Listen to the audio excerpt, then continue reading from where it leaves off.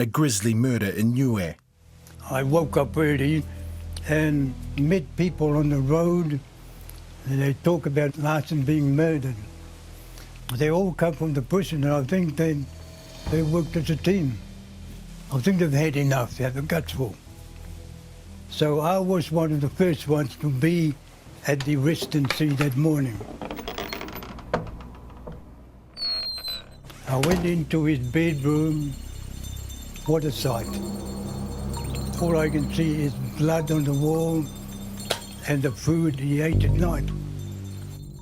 A cursed piece of land in Rarotonga. I think it's easy to say the place is cursed because look at the shambles. So it was going to be a Sheraton, and Sheraton at the time was a luxury hotel brand with a worldwide distribution. Money laundering construction projects elsewhere in the world were being guaranteed, underwritten by the same Italian government agency.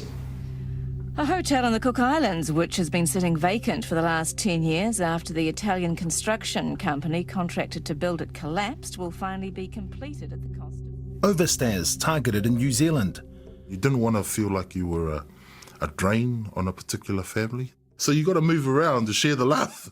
So that's the other thing. One of the saddest things is our own people sometimes feel jealous of people who've come here poor, worked hard, even come here legally, and become really well off. You know, a lot of times when they succeed or they buy a car or even a house, they get told on by even their own family, you know, dobbing them into the department.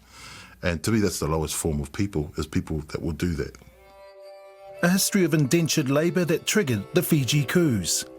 So the British themselves struggled in establishing the authority. So in order to maintain whatever that the British wanted to establish, it was important to maintain also that stability with the indigenous Fijians at the time. That basically involved having to bring in people under the pyramid scheme. Yeah, it was more or less indentured labourers, and there were a variety of other specifications around those agreements, the way they were treated, the way they were worked, more or less like slave conditions. You'd think about it as, man, this is hell. And rounds of gunfire that led to the death of a Samoan leader. 8 Samoans, including the High Chief Tamasese, and 1 European policeman, are dead.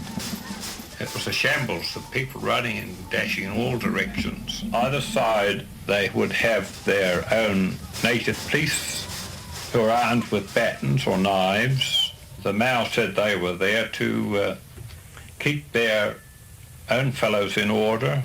And suddenly, I was hit on the back of the head with something several times.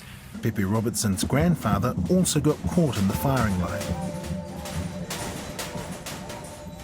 About 7 bullets in his lava, and plus so many bones broken in his body that there was no way that he could survive the shooting.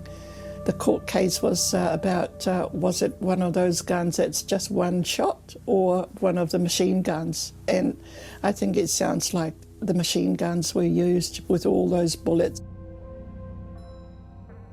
Untold Pacific, a 5-part series exploring some dark corners of modern Pacific history. With me, Koro Vakauta. Untold Pacific launches 18th of May. Follow or download the series from Apple, Spotify, Stitcher, Radio Public, or wherever you get your podcasts.